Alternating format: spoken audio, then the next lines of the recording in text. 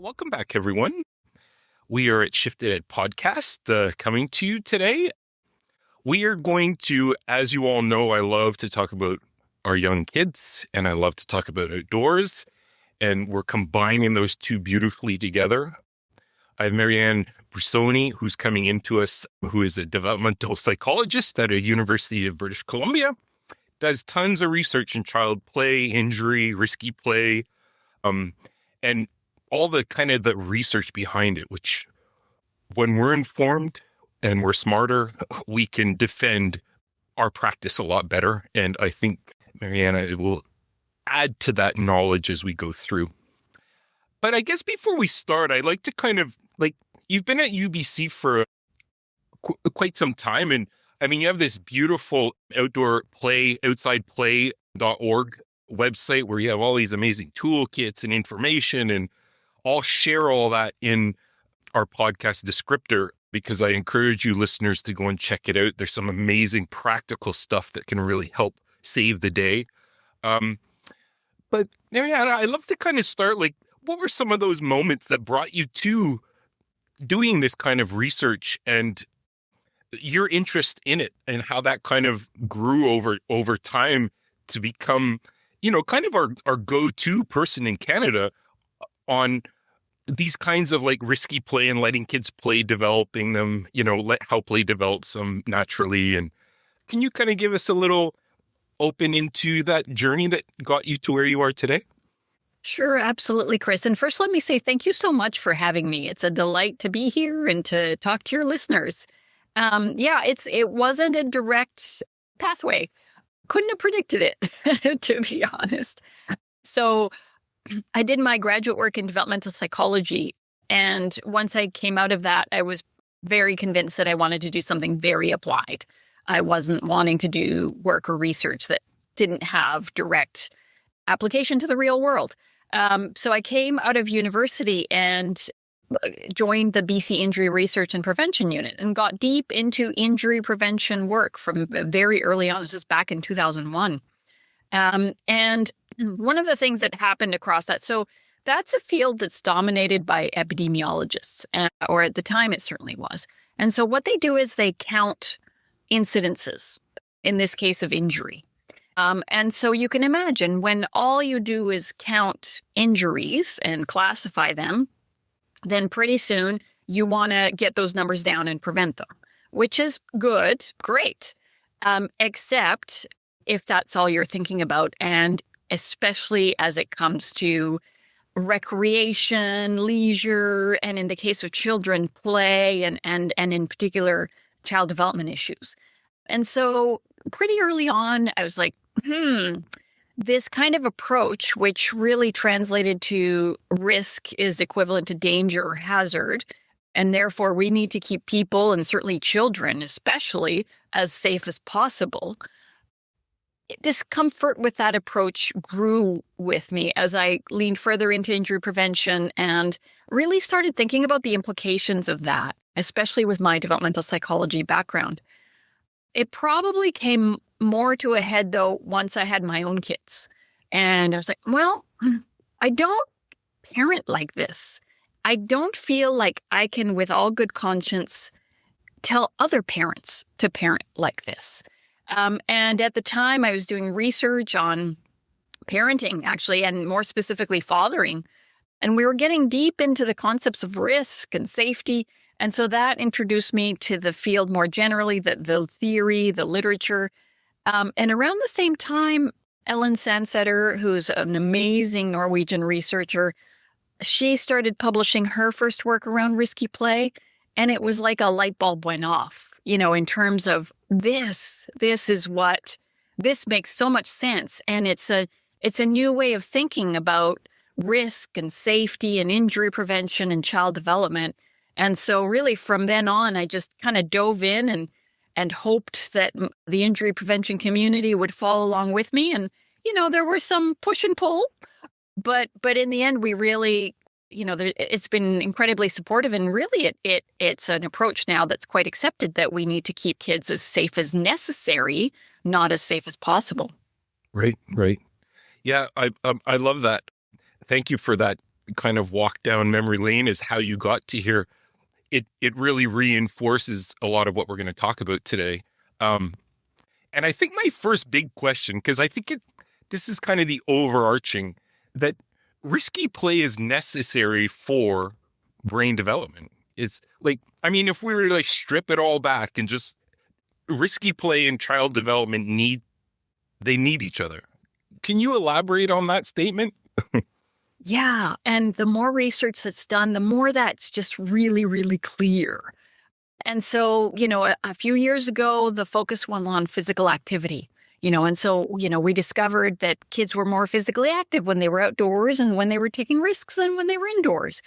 But as we got deeper and deeper into kind of learning and, as you say, cognitive development, emotional development, and even mental health, we realized how absolutely critical this was for many different reasons and how you can't actually replace it. It's irreplaceable with other kinds of play or experiences. And so kind of to walk you through that, I mean, probably the easiest way, even if you or your listeners think back to your favorite play memory, most people were outside. A lot of people remember taking risks and this sense of joy and fun and hanging out with friends and just figuring it out as you went along, and things went wrong and it was like, ooh, okay, don't do that again. Or things went right and it was like, yeah, we did it, And so all of those unique characteristics of risky play are really actually quite essential for development for many reasons. And so if we get into cognitive development in particular, I mean, more generally, play is how kids are evolutionarily designed to learn, like from all time. And so the way that we have structured learning now is in some ways not consistent with our evolutionary, approach, how we function in society. And so really getting back to play as a way of learning, and risky play in particular. So if we think about the definition of risky play, that can be helpful because it's thrilling and exciting forms of play that involve uncertainty and there's a chance of physical injury. And so the thrill and excitement comes from kids kind of pushing themselves beyond, maybe climbing a bit higher or biking a bit faster or, that sort of thing. And they don't know what's going to happen. It's uncertain. They're kind of microdosing uncertainty in new situations. And of course, as they're moving their body in new ways, much like you do in sport, there's a risk of injury. And that's where I've spent a lot of my time, as you can imagine, from my background. But so if we break this down in terms of kind of, you think about play and those memories and how kids go about this kind of play, they're figuring things out. They're making plans. They're creating the steps to follow those plans, and they're sustaining attention to get through those different steps, to get to their goal. And along the way, things are going in ways they didn't anticipate, and they're pivoting and trying new things. Well, I've just described executive function skills, which are actually fundamental to learning, to future career, health, well-being, So, how else can you do that? You can't learn that in a book. You need to have that consistent practice around it. And in terms of kind of mental health, in particular, social emotional well-being, I think this is the really interesting kind of newer research. So again, getting back to that definition where kids are engaging with thrill and excitement with uncertainty. And so the risky play is like microdosing uncertainty. You're in a play situation, and so it is going to be relatively safe. Like we can talk about the injury stats and all that. And kids are driving it, and so they're figuring out for themselves, how far do I want to push myself? And they're generally pushing themselves not so far that it's downright fear, but far enough that there's thrill, hence the thrill and excitement. And so what is the world but crammed with uncertainty? We're surrounded by uncertainty. And so these experiences give them microdosing to be able to kind of build the skills and the comfort to deal with that uncertainty and to see that uncertainty and those new experiences as something that could be thrilling and exciting rather than as something that's dangerous or, scary, and I got to pull away from it, right? And so if we see kind of the epidemic of society that we have right now around anxiety, it's kids. A main feature of that is kids who interpret uncertainty, unknown situations as scary, hazardous, dangerous, must pull away from, rather than leaning in to the possibilities of those situations. Amazing. I mean, so well explained. The benefit, not maybe not even the necessity. I would also say that if we aren't exposing them to those experiences early enough, what could be the repercussions down the way? You have a less resilient child. Can the actual stats transfer to down the road for the child if they haven't experienced enough risky play? That's an excellent question. So we have some data around that. You really need longitudinal data for that, and it's hard and expensive to get. But we just completed an analysis, a really interesting analysis with BC data, and this is with kids across the province so I'm the director of the Human Early Learning Partnership. That's one of my hats. And that entity, we call HELP, collects population-level data on child development and well-being. And one of the instruments that we collect is the early development instrument, which kindergarten teachers fill out about those kids. And then at the same time with those kids, the parents, when the kids start kindergarten, the parents fill out the childhood experiences questionnaire about their experiences before they got to kindergarten. So in that way, we have a few months between when the parents filled it out and the teachers fill it out, but we also know what happened before. And so the parents are asked things like, how much screen time, how much outdoor play, how much risky play, all of those kinds of things. And so we've looked at an analysis to see what are the relationship between risky play experiences and subsequent with the EDI, what it measures is vulnerability, childhood vulnerability on 5 different scales. And so you have your overall vulnerability and you have your specific scale of vulnerability. And so this new analysis that we hope to submit it very soon to peer review, shows that risky play early risky play is associated with childhood vulnerability in kindergarten. And so that, even more interesting than that, was that the relationship between risky play and vulnerability was greater than the relationship between outdoor play and vulnerability. So really fascinating. Yeah. Those are starting to be some light bulb moments that we need to latch onto and start selling. Because in a way, I always feel that we just don't know how to sell risky play to parents, as educators, and being parents too, and an educator can also add to that. But this idea of I love that you have this thing with be careful, be careful, don't go too, don't these types of things start to get in the way of, yet it seems like we're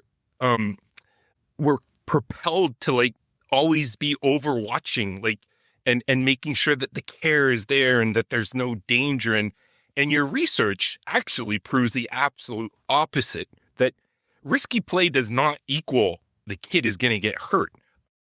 It actually is quite the opposite of that.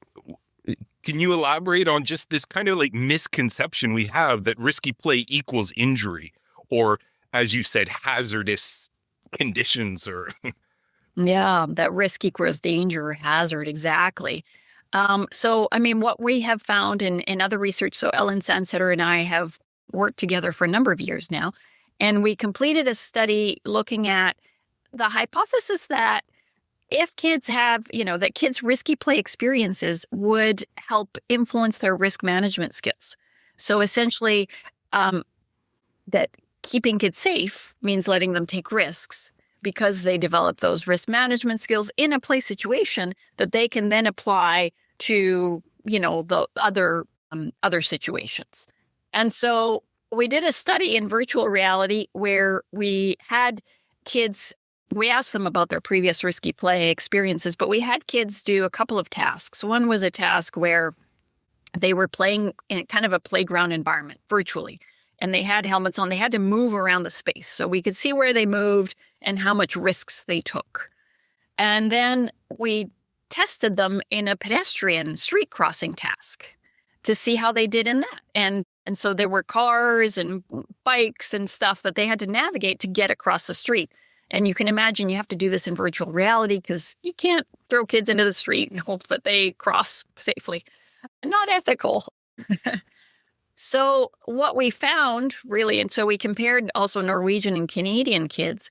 The Norwegian kids, as you can imagine, they did more risky play. They engaged in more risks in that playground task. But interestingly,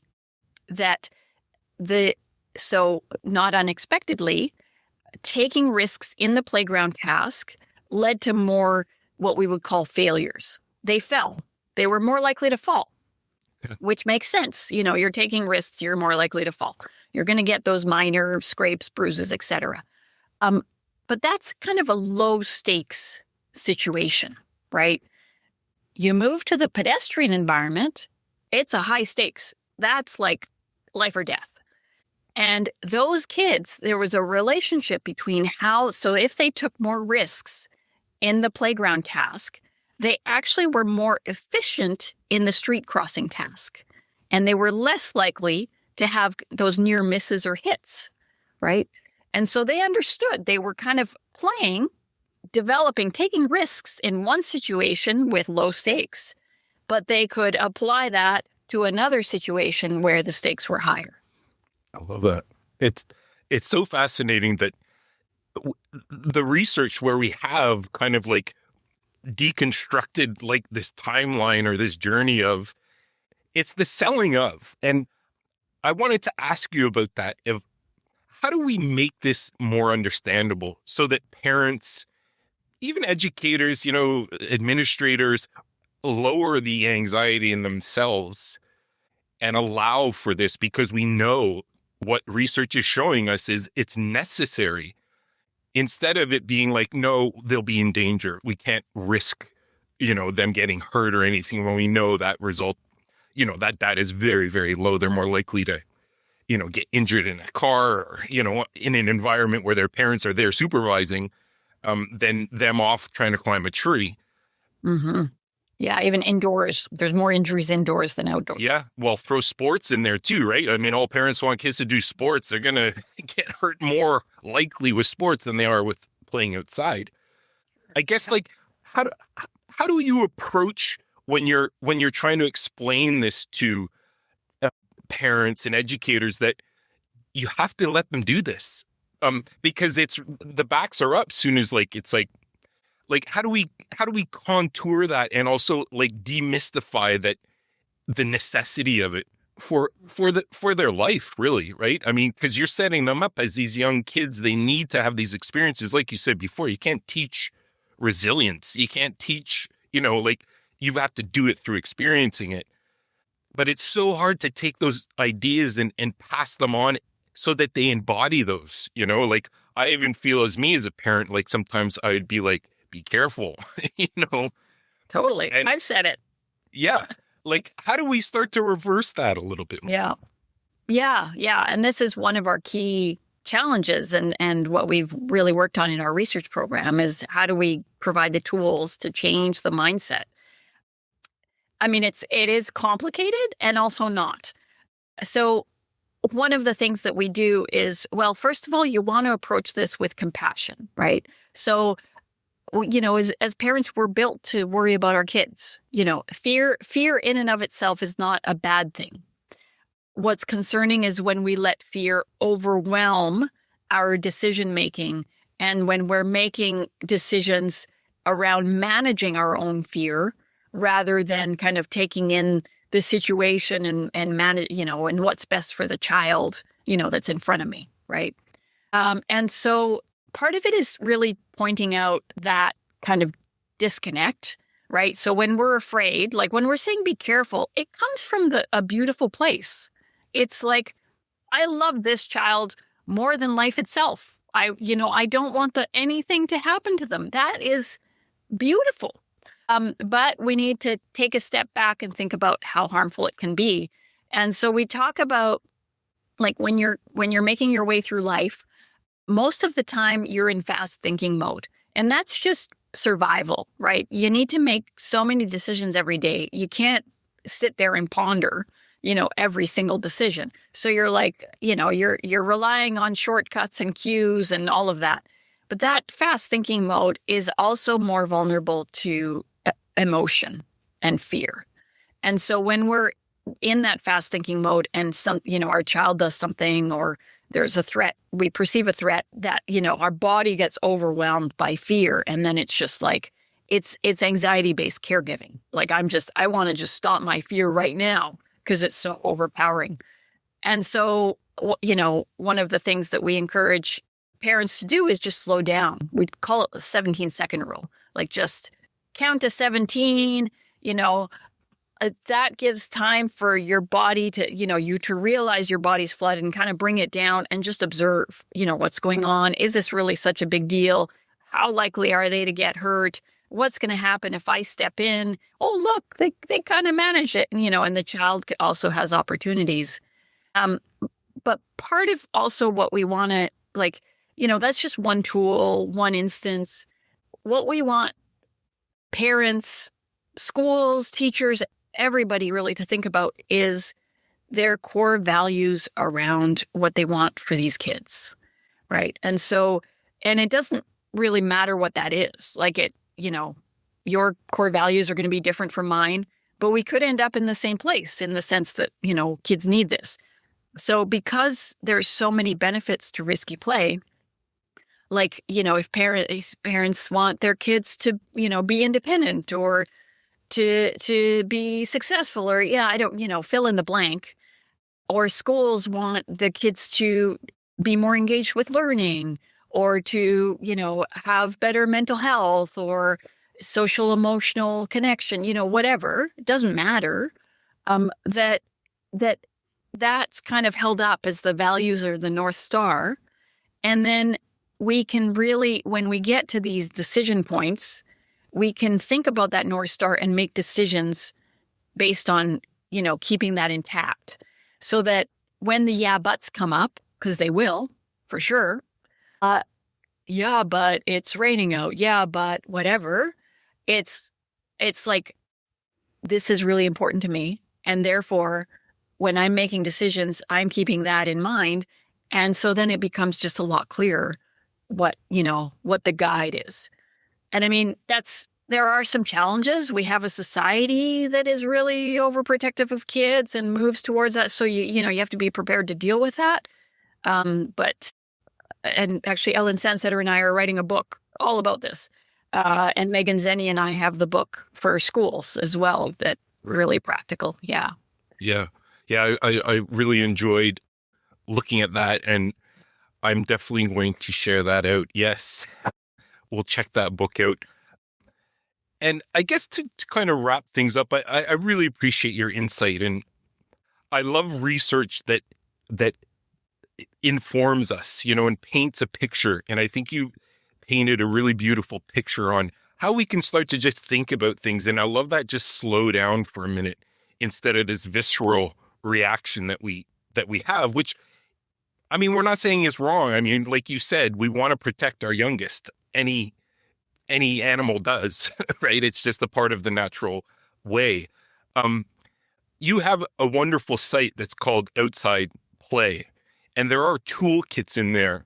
And you have some for teachers, parents, and I think, was it administrators as well? There's like 3 sections. Yeah, there's one for early childhood educators. Yeah. Excellent. And if you could pass on any kind of advice as we kind of close off here, like, I love the Northern Star idea. Like, what's our intent here with these littles? Like, what is it that we want or we hope to? And we have kind of lost our footing, I think a bit on that, because kids are going out less, side out less, they're playing less.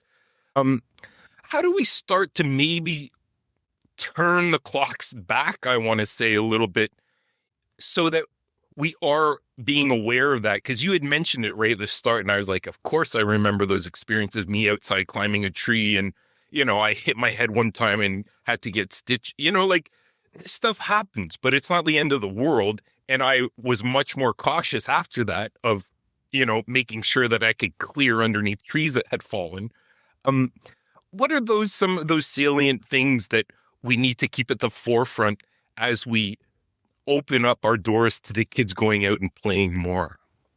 Well, at the center of it, it's about the kids, right? And what we want most for them. And so if we recognize that, then that makes things a lot easier, because the kids want and need this.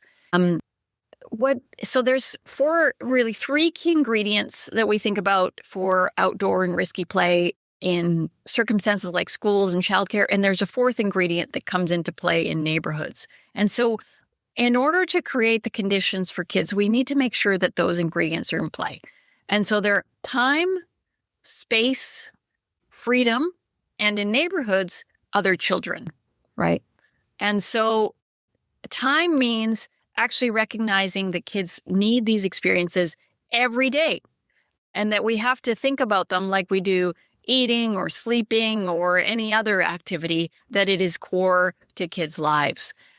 Space is having spaces that are stimulating, that have exciting and challenging things for kids to do, particularly as kids get older, and the challenge, they still need that challenge, and where are they going to get it?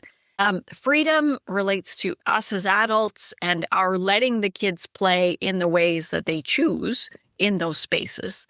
And then, of course, if you're in a neighborhood and you want your kid to go and play outside and there's no other kids playing outside, they're not going to go play outside.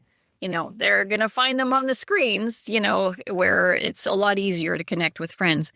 And so just thinking about what that looks like, and we do provide tools in the book around each of those and how you make them come to life.